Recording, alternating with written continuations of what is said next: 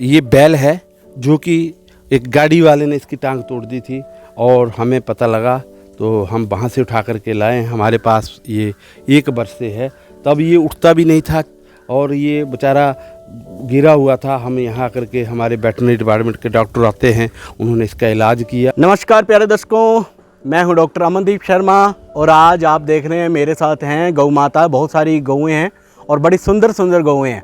और तो आप समझ गए होंगे कि इतनी सारी गौएँ हैं यहाँ पर, तो ये कोई सामान्य सी जगह नहीं है, छोटी मोटी गौरन नहीं है।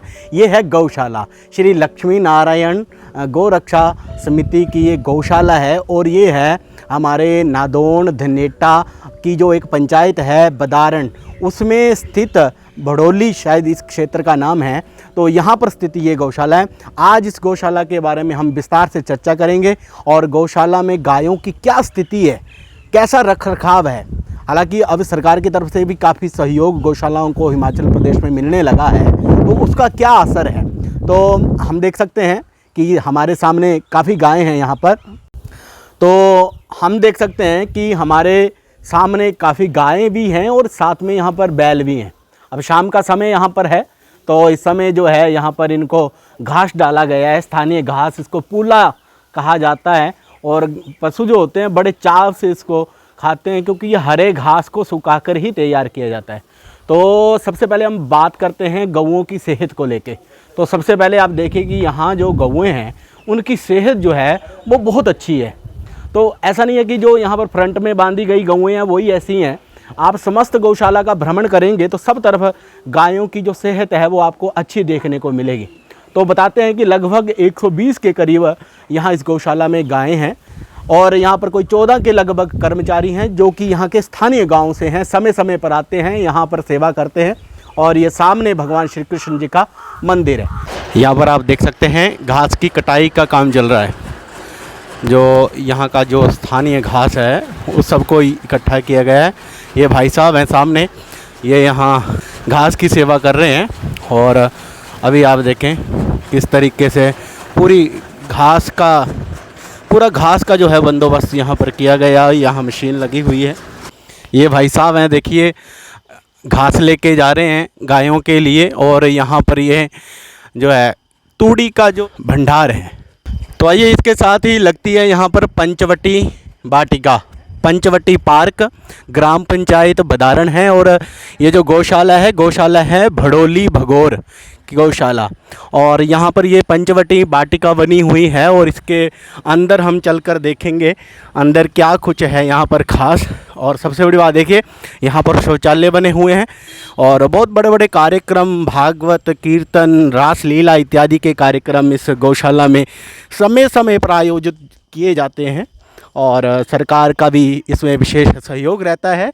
और उसके साथ साथ जो यहाँ की स्थानीय जनता है वो बहुत जागरूक है और उन सब के सहयोग से जो है देखिए कितना सुंदर ये स्थान बना है और बिल्कुल गाँव के बीच में।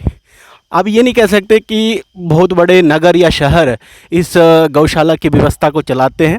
देखिए गांव की व्यवस्था में रहते हुए लोग जो हैं इस गौशाला का संचालन करते हैं। और ये गौशाला निश्चित रूप से एक धार्मिक पर्यटन की तरह लोग यहाँ पर आते हैं, माथा टेकने के लिए आते हैं।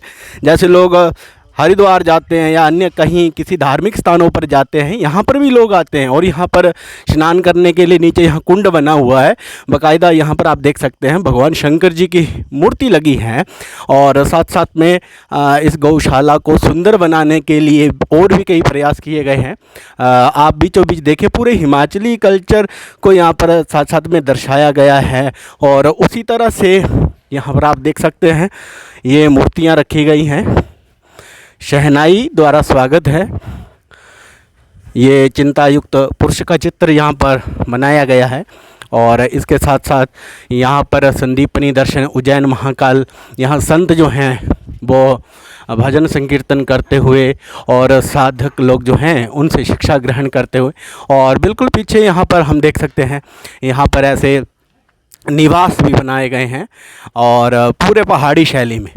और इसके साथ साथ ये एक बहुत बड़ा पंडाल है जहाँ पर जो है समय समय पर जो है भागवत कथाएँ होती रहती हैं इसी पंडाल के बीच में। और यहाँ पर कई श्रद्धालु लोग जो हैं दूर दूर से आते हैं कथा के समय में। और यहाँ पर टीन का शेड बना रखा है, परमानेंट टीन का शेड बना रखा है, ताकि बारिश वगैरह किसी प्रकार का भी कोई भी व्यवधान जो है वो उत्पन्न ना हो। आइए अब हम चलते हैं गौशाला की तरफ, बढ़ते हैं आगे। तो यहाँ पर हम देखेंगे ये यहाँ पर जो है बैलों को, गायों को रखने के लिए व्यवस्था है। और सफाई देखिए आप, बिल्कुल बिल्कुल साफ़, और यहाँ का जो पूरा का पूरा वातावरण है और यहाँ की सफाई व्यवस्था है बहुत अच्छी है। और यहाँ पर अभी शाम का समय हुआ है तो घास डालने का कार्य चल रहा है। सवेरे जो है यहाँ पर घास डाला जाता है कुतर कर, और शाम के समय पर जैसे कि यहाँ पर हमारे हिमाचल में प्रायः शाम के समय जो है जैसे पुल्ला होता है, इसको कहते हैं पुल्ला, तो उसको डाला जाता है, सूखा घास होता है। पशु जो है बड़े चाव से इसको खाते हैं। और देखिए अभी घास को डालने का ही कार्य जो है कार्यकर्ताओं के द्वारा चल रहा है। और पूरी व्यवस्थित रूप से ये गौशाला बनाई गई है। और पशुओं की यदि आप सेहत को देखें तो मुझे नहीं लगता है कि आपको कोई शक हो कि गौशाला में किसी प्रकार की कोई कोताही बरती जाती होगी। आपने देखा होगा प्रायः हम बहुत सारी गौशालाओं में जाते हैं, परंतु गौशालाएं तो होती हैं, परंतु वहाँ पर गौओं की जो स्थिति होती है वो प्रायः दयनीय होती है। परंतु यहाँ पर आप देख सकते हैं गौओं की जो स्थिति है वो यहाँ की देखभाल को व्यक्त करती है कि किस प्रकार से इनका यहाँ पर ख्याल रखा जाता है।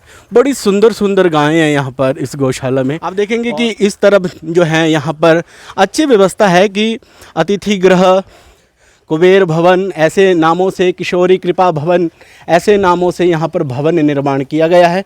और यहाँ पर जो गौशाला का कार्यालय है वो बिल्कुल यहाँ से ये पैड़ियाँ चढ़कर बिल्कुल ऊपर है। और अच्छे तरीके से इसका संयोजन किया जाता है। गांव के जो लोग हैं वही गौशाला में काम करते हैं। यहाँ पर आप देखिए रसोई घर भी है, अर्थात जब कोई भी व्यक्ति बाहर से आता है भोजन के समय में तो उसको भोजन भी खिलाया जाता है यहाँ पर। और ये लंगर कक्ष है यहाँ पर, और अन्य जो भी व्यवस्था की दृष्टि से कमरे होते हैं वो हैं यहाँ पर। और आप देखिए घास को स्टोर करने के लिए यहाँ पर जगह जगह पर जो हैं वो ऐसी व्यवस्था की गई है। कुछ गायें इस तरफ भी हमें देखने को मिलेंगी। और अब आपको अंदर ले चलते हैं, अंदर का दृश्य आपको दिखाते हैं। इस समय तो गायें बाहर हैं, परंतु आप देखिए अंदर कितनी सफाई है यहाँ पर, और ठंडा वातावरण है यहाँ का। और बहुत बड़े बड़े पंखे यहाँ पर लगे हुए हैं गायों के लिए, खिड़कियाँ हैं, रोशनदान है, अच्छी खुरलियों की व्यवस्था है। और नीचे भी जो है आप सफाई देखिए, बिल्कुल यहाँ पर सफाई का विशेष ध्यान रखा गया है। और गायों को बांधने की बड़ी अच्छी व्यवस्था की गई है।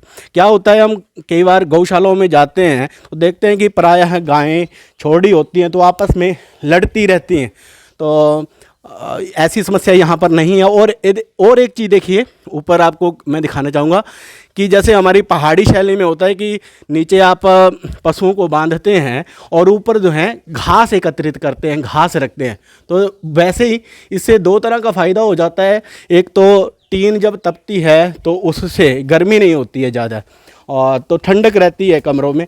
ऐसी यहाँ की व्यवस्था जो है ना बहुत अच्छी व्यवस्था है। तो यही हम सबको संदेश देना चाहते हैं जो भी गौशालाएं लोग खोलते हैं कि आप अच्छी व्यवस्थाएं बनाएं, उसके साथ साथ गौओं पर विशेष अपना ध्यान जो है वो केंद्रित करें और गौ माता की सेवा करें। निश्चित रूप से वो फलीभूत। इस यात्रा में हम आगे बढ़ते हैं और यहाँ दरड़ की भी व्यवस्था है, बड़ी अच्छी व्यवस्था है। वो आपको दिखाते हैं कि जो गायें हैं उनके लिए दरड़ की कैसी व्यवस्था है। तो ये दरड़ वाला रूम है। यहाँ पर देखिए कितनी सारी बोरियाँ जो हैं वो रखी गई हैं दरड़ की। और यहीं पर जो हैं इस गौशाला के जो संचालक हैं, तो सबसे पहले तो विनोद जी आपको नमस्कार है। आइए थोड़ा बाहर चलते हैं, गायों के बीच में चल के बातचीत करते हैं आपसे और यहाँ की व्यवस्था के बारे में थोड़ा सा समझने का प्रयास करते हैं। थोड़ा सा इस तरफ आ जाइए यहाँ से। हाँ, तो पुनः एक बार विनोद जी आपको नमस्कार है। और इतना बड़ा आप पुण्य का कार्य कर रहे हैं, बहुत सुंदर आपकी गौशाला है यहाँ पर इस जंगल में। मैं कहूँगा कि मंगल, क्योंकि बिल्कुल सामने यहाँ पर ये ऊना और हमीरपुर की बाउंड्री को अलग करता हुआ पहाड़ है और उसके बिल्कुल नीचे आपकी ये गौशाला है यहाँ पर। तो सबसे पहले मैं जानना चाहूँगा इस गौशाला के बारे में कि ये गौशाला कब से चलाई जा रही है और कैसे इस पुनीत कार्य का शुभारंभ कैसे हुआ, कहाँ से शुरू हुआ, उसके बारे में थोड़ा सा आप बताएं हमें। जय गौ माता की। सबसे पहले मैं आपको नमस्कार, आपका स्वागत है गौशाला लक्ष्मीनारायण गौशाला बढ़ोली भगौर में। सबसे पहले मैं आपको ये बताना चाहता हूँ कि ये गौशाला 2000 में प्रारंभ हुई थी। इसका जो शुभारंभ किया मेरे पिताजी, जो इनका नाम पूरे प्रदेश में पितु पूरे देश में है, श्री सुखदेव शास्त्री जी, जिन्होंने अपने जीवन में बहुत से धार्मिक कार्य किए। उनमें से एक गौशाला का जो काम किया है वो 2000 में प्रारंभ किया। 2000 में जब ये गौशाला खोली तो ये बिल्कुल जंगल था, यहाँ कोई किसी प्रकार की कोई व्यवस्था नहीं थी। पिताजी ने यहाँ पर गौशाला का शुभारंभ किया। यहाँ हमारे नानी का घर है। नानी जी ने कमला देवी और उनके जेठानी ब्यासा देवी जी ने 12 कनाल जगह जो है वो गौशाला को दान की। और हमारे यहाँ मामा ना का घर है, तो हमारे मामा जी नहीं हैं, माता जी ही अकेले थे, उसी कारण से हम यहीं रहते हैं। तो पिताजी ने ये संकल्प लिया कि उनके नाम से गौशाला यहाँ प्रारंभ की जाए और 2000 में ये गौशाला प्रारंभ हुई और 2 गऊओं से प्रारंभ की। उन्होंने जब वो सरकारी नौकरी में थे और सरकारी नौकरी को छोड़ने के लिए अपना एक त्याग पत्र भी सरकार को दे दिया था। कहा कि मैं पहले गौशाला को चलाऊँगा, परंतु लोगों के आग्रह पर उन्होंने फिर भी नौकरी की और गौशाला का तब से 2 गऊओं से प्रारंभ की। वर्तमान में 120 के लगभग यहाँ गऊँ हैं। जब गौशाला प्रारंभ की, घास का कमरा कुटिया डाल करके वहाँ रहते थे और घास की ही कुटिया डाल करके एक छत सी बना करके गऊँ को रखा और बहुत से लोगों का दानियों का सहयोग मिला और ये गौशाला जो है वो 120 गऊँ का जब अब संचालन कर रही है। गौशाला के संदर्भ में ये बताना मैं चाहता हूँ कि गौशाला दान से चलती है। कुछ समय से अब सरकार का अनुदान 700 रुपया पर गाय के हिसाब से मिलता है, परंतु यहाँ हमारे पास 14 कर्मचारी हैं और उसमें से 2 कर्मचारी हमारे भोजन की व्यवस्था के लिए हैं, जो सुबह से शाम तक जो लोग यहाँ आते हैं उनके लिए भोजन की व्यवस्था भी है। 2 कर्मचारी हमारे अकाउंट का काम देखते हैं, एक मनीम जी हैं, एक मैनेजर जी हैं। बैलेंस शीट हमारी तैयार होती है, लोगों के द्वारा दिया गया दान का पूरा हिसाब यहाँ रखा जाता है। और गौशाला में किसी प्रकार का, पिताजी का ये संकल्प है और एक आदेश है कि गौशाला में किसी प्रकार की कोई पैसे की बात ना की जाए और यहाँ से कोई दूध ना बेचा जाए। इसलिए गौशाला में हमारे पास वर्तमान में 3 गऊँ हैं जो 5 किलो दूध 6 किलो दूध देती हैं, वो आश्रम के ही कार्य में आता है। अन्यथा हम किसी प्रकार की कोई गौशाला में कोई चीज़ नहीं बेचते हैं। खाद बड़े कम रेट पे देते हैं, जो कि गौशाला से लोग जुड़े होते हैं, उन्हीं को वो खाद दी जाती है। हमारे पास 300 के लगभग मेंबर हैं जो 100 रुपया और 200 रुपया 500 रुपया मेंबरशिप देते हैं। हमारे बिज्जट से लेकर के सलौनी, मैरे, हमीरपुर, गरली, प्रागपुर, सुजानपुर, बहुत से लोगों का दान जो है वो गौशाला में आता है और बहुत अच्छी व्यवस्था हमारे कर्मचारी करते हैं, बहुत सेवा करते हैं, जिससे हमारी गऊँ भी बड़ी हृष्ट पुष्ट हैं। गौ माता की बहुत कृपा है। गौशाला में जो लंगर भवन है हमारा, बहुत से लोग लंगर भी लगाते हैं। यहाँ आकर के लोग लंगर के दान करना हो वो भी देते हैं, चोकर फीड देते हैं और ज़्यादा व्यवस्था तुला दान की है। मैं आपको दिखाता हूँ, आप ये देख सकते हैं यहाँ तुला दान। जो तुला दान यहाँ करवाया जाता है उससे लोगों को बहुत फ़ायदा मिलता है। बहुत से लोग यहाँ पर ग्रह शांति के लिए तुला दान करवाने आते हैं और यहाँ जो भी तुला दान से अन्न आता है वो गऊओं को डाला जाता है और लोगों को उसका बहुत लाभ मिलता है। ये हमारा सत्संग भवन है। मैं आगे ले जाना चाहता हूँ आपको। ये हमारे गुरु जी हैं। हमारी गौशाला का नाम लक्ष्मी नारायण गौशाला बढ़ोली भगौर है। तो इनके जैसे मैंने कहा, पिताजी ने ये गौशालाएँ खोली। इस गौशाला के साथ साथ उन्होंने पूरे हिमाचल में 17 गौशालाएँ और खुलवाई हैं। और जैसे मंडी में, मीरपुर में, जगह जगह उन्होंने गौशालाएँ खुलवाई हैं ताकि गऊओं की सेवा हो सके और गऊओं को आश्रय मिल सके। जैसे मैंने कहा, पिताजी ने विभिन्न कार्यक्रम जो हम इस गौशाला में प्रारंभ किए हैं और जिसमें गोपाल अष्टमी को यहाँ कथा का आयोजन किया जाता है। अक्षय तृतीया के दिन लोग यहाँ पर गौदान करने आते हैं। यज्ञ भी संस्कार बसंत पंचमी के दिन किया जाता है, जहाँ पर जो हमारी संस्कृति का लोप हो रहा है, सनातन धर्म के में लोगों ने यज्ञोपवीत धारण करना छोड़ दिया है, तो उसी परंपरा को रखने के लिए बसंत पंचमी के दिन जो बच्चे यज्ञोपवीत डालना चाहते हैं वो निःशुल्क किया जाता है। बसंत पंचमी के दिन लोग यहाँ पर यज्ञोपवीत भी डलवाया जाता है। और हमारी गौशाला में जो जैसे मैंने कहा कि दान के द्वारा यहाँ चलती है, तो दान के लिए विभिन्न इलाकों में हमारे लोग जाते हैं। जैसे ये आप देखेंगे कि गौशाला की हमने एक रूट रखा था, ये जो क्षेत्रीय रूट है यहाँ पर हमारी गाड़ी जाती रहती है। जैसे ये लोकल है करड़ी उपला ठाणा, यहाँ से लेकर के सेरा रोड फरनाटा, यहाँ पर हमारी गाड़ी जाती रहती है, तो लोग गाड़ियों के द्वारा भी दान यहाँ करते रहते हैं। तो ये गौशाला का जो संचालन है इस तरह से होता है, लोग दान देते हैं, दान के द्वारा ही ये गौशाला चलती है। ज़्यादा व्यवस्था दान से है, सरकार की तरफ से भी कुछ दान पैसा आता है, परंतु दान से गौशाला बहुत अच्छे ढंग से चली हुई है और लोगों का भरपूर सहयोग मिलता है। तो मैं यही बताना चाहता हूँ कि ये गौशाला जो है वो आप सब लोगों के सहयोग से चली है। तो प्यारे दर्शकों, आज की अपनी इस यात्रा में हमने इस गौशाला के बारे में विस्तार से जाना और यहाँ की व्यवस्थाओं के बारे में भी जाना। तो निश्चित रूप से और जो दानी सज्जन हमारे इस वीडियो को देख रहे हों, तो यदि आप इस गौशाला में किसी प्रकार का कोई आर्थिक सहयोग करना चाहते हैं तो आप नीचे दिए गए वीडियो के अंत में दिए गए कुछ यहाँ के गौशाला के नंबर हैं, उनसे आप संपर्क कर सकते हैं। हमारे साथ विनोद शास्त्री जी हैं जो कि यहाँ पर हमारे साथ हैं। इनके साथ भी आप यहाँ पर आकर संपर्क कर सकते हैं, मिल सकते हैं। कोई किसी भी प्रकार का आपने कोई सहयोग करना हो तो आप आ सकते हैं। तो इसी कड़ी में नई जानकारियों के साथ आप सबके साथ रूबरू होते रहेंगे। जय हिमाचल, जय गौ माता। तो लक्ष्मीनारायण गौ सुरक्षा सेवा समिति जो है उसके फ़ोन नंबर और जो हमारे विभिन्न इलाकों में मेंबर हैं उनके नाम हैं। जब कभी कोई दान देना हो, गौशाला से संबंधित कोई बात करनी हो, तो इलाके में आप इन मेंबर जो हमारे हैं उनसे बात कर सकते हैं किसी प्रकार की जानकारी के लिए। ये हमारे वार्षिक कार्यक्रम हैं जो हर वर्ष मनाए जाते हैं, इनमें भी आप गौशाला में आ सकते हैं। और हमारी जो वार्षिक यात्रा है हर वर्ष मार्च महीने में जाती है। पूरे देश में 4 धाम 12 ज्योतिर्लिंग 7 पुरियाँ हैं, उनको हम 4 वर्षों में जो करवाते हैं। एक वर्ष हम दक्षिण भारत की यात्रा करवाते हैं, एक वर्ष में हम काठमांडू नेपाल तक ले जाते हैं, और ये फिर रामेश्वरम के लिए बाई ट्रेन जाते हैं, और केदारनाथ बद्रीनाथ के लिए जो यात्रा हमारी मई में या सितंबर महीने में जाती हैं।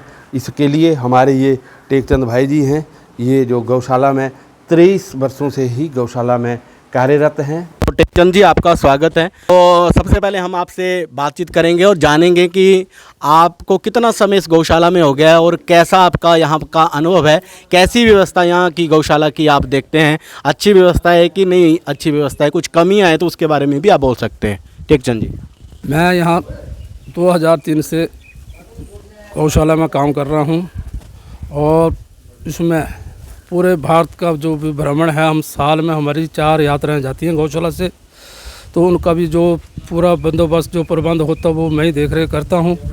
और रही बात गौशाला की, गौशाला में 20 सालों से मैं कार्य 21 से कर रहा हूँ। आज तक भगवान की दया से किसी भी चीज़ की त्रुटि नहीं आई है हमारी गौशाला में, सहयोग से।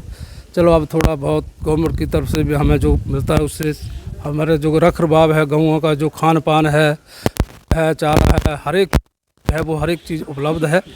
लगभग यहाँ किसी भी समय किसी भी इसकी कमी नहीं आती है। एक बात मैं रोकना चाहूँगा आपको बीच में। टेकचंद जी, ये बताइए कि यहाँ पर इन गायों को जो आप पानी पिलाते हैं, पानी कैसे पिलाते हैं आप? सर, हम पानी बनी है, इधर एक हौदी है, एक उधर है, तो हम उनको बाल्टी से भर भर के जो पानी पिलाते हैं। मतलब सब गायों को आप? हाँ, पानी जो बाल्टी में भर भर के पिलाते हैं। हाँ जी, हाँ जी। 120 गायों? हाँ, 120 गाय। हाँ जी, हाँ जी। आजकल तो गर्मी में बहुत, एक गाय जो एक जो है 2-3 बाल्टियाँ पीते हैं। सर्दियों में थोड़ा कम पीते हैं। तो जो बस हमारा जो कार्य है वो पूरे इससे अच्छी तरह से चला हुआ है। ठीक है, बहुत बहुत धन्यवाद।